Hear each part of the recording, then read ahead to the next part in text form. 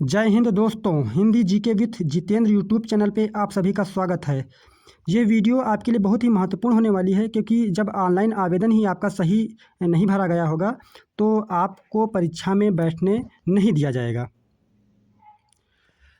इसके लिए क्या है, ओबीसी हो या एसटी हो या एससी हो या ईडब्ल्यूएस हो, जो जूनियर असिस्टेंट के जो फॉर्म इस समय चल रहे हैं और स्टेनोग्राफर के जो फॉर्म चल रहे हैं, उसमें जैसे ईडब्ल्यूएस सर्टिफिकेट के बारे में आपको जो है पूरी जानकारी देने जा रहा हूँ कि जब आप फॉर्म को फिल करते हैं तो उसमें केवल एक ही ऑप्शन आता है कि ईडब्ल्यूएस सर्टिफिकेट आपके पास है, तो आपने कह दिया कि यस है। उसके बाद में जो उसका ये होता है कि प्रमाण पत्र संख्या क्या है उसकी, कब जारी की गई है, किसने जारी किया गया है, ये ऑप्शन नहीं आ रहा है। आपने फॉर्म को फिल कर दिया है, सबमिट कर दिया है, क्योंकि सबमिट के दौरान ये ऑप्शन नहीं आता है। चाहे आप कहीं भी जाइए, चाहे साइबर कैफ़े पे भरवाइए, चाहे आप मोबाइल से भरें या किसी अन्य स्रोत से आप फॉर्म को फिल करते हैं, तो ये ऑप्शन खुलकर ही नहीं आ रहा है। तो फिर ईडब्ल्यूएस सर्टिफिकेट का प्रमाण पत्र संख्या कब जारी किया गया है और किसने जारी किया है, ये कब हम फिल कर पाएंगे। आपको मैं ये पूरे वादे के साथ कह सकता हूँ कि आप अगर साइबर कैफ़े पे भरवाने गए होंगे या अपने आप से भरे होंगे, तो जब ये ऑप्शन ही खुल करके नहीं आता है तो आप कैसे भरेंगे। लेकिन जो है इसको भरना बहुत ज़रूरी है।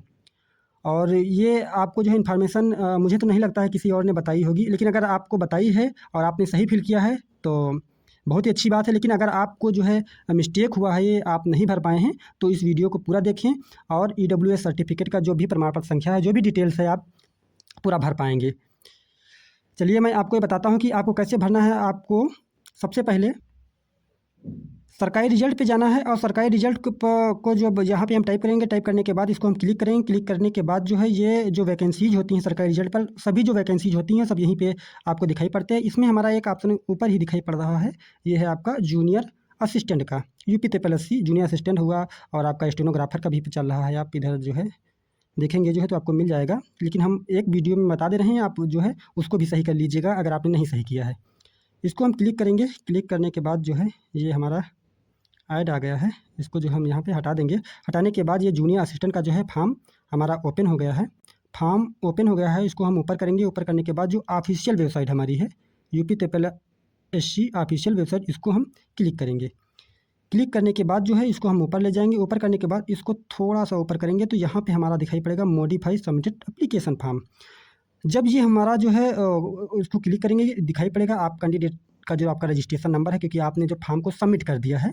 तो जो सबमिट कर दिया है तो लेकिन वहाँ पे ऑप्शन नहीं आया है, तो हम आपको बता रहे हैं क्योंकि मॉडिफाई करने के बाद आपका ऑप्शन ये दिखाई पड़ेगा। कैसे दिखाई पड़ेगा, आपका कैंडिडेट रजिस्ट्रेशन नंबर होगा, डीओबी जो आपकी होगी, मोबाइल नंबर जो आपका होगा, और आपका जो है जो आपका कैप्चा कोड करेंगे, क्लिक प्रोसेस करेंगे। प्रोसेस करने के बाद आपको प्रोसेस करेंगे, फिर आपको ये दिखाई पड़ेगा कि अप्लीकेंट ईडब्ल्यूएस डिटेल।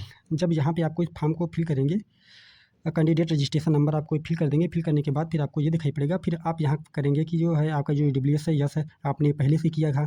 फिर आपका जो है ये कैटेगरी वाला कि आपके पास चल रहा है या आपके पास बन गया है, तो आप कहेंगे हाँ बन गया है भैया हमारे पास। फिर ईडब्ल्यूएस सर्टिफिकेट जो नंबर है आपको उसको डालना पड़ेगा। इशू डेट जो है आपकी उसको आपको डालना पड़ेगा, और जो ईडब्ल्यूएस जो आपको अथॉरिटी नेम है, मतलब आपको तहसीलदार ने किया है, ठीक है, जो भी जैसा भी है आपने जो भी बनाया है आपका ईडब्ल्यूएस सर्टिफिकेट, उसको आप यहाँ पे फिल कर पाएंगे। फिल करने के बाद आप फाइनल सबमिट मॉडिफाई जब हो जाएगा आपका, तो फाइनल सबमिट कर देंगे और उसका आप प्रिंट ले लें, या आपका पीडीएफ जो है, जो भी जैसे भी आपको सुविधा होती है उसको आप रख सकते हैं।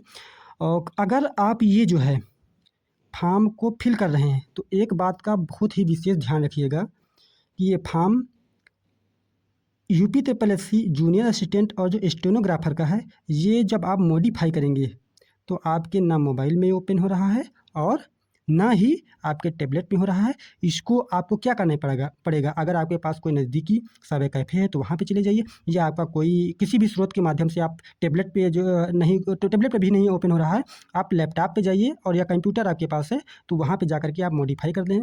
इसलिए आप अपना मोबाइल में और टैबलेट में जो है अपना समय ना गंवाइएगा, क्योंकि वहाँ पर जो है मॉडिफाई नहीं हो रहा है, क्योंकि जहाँ पे जो कैप्चा कोड आता है वो सबमिट ही नहीं हो रहा है, उसको क्लिक ही नहीं हो रहा है।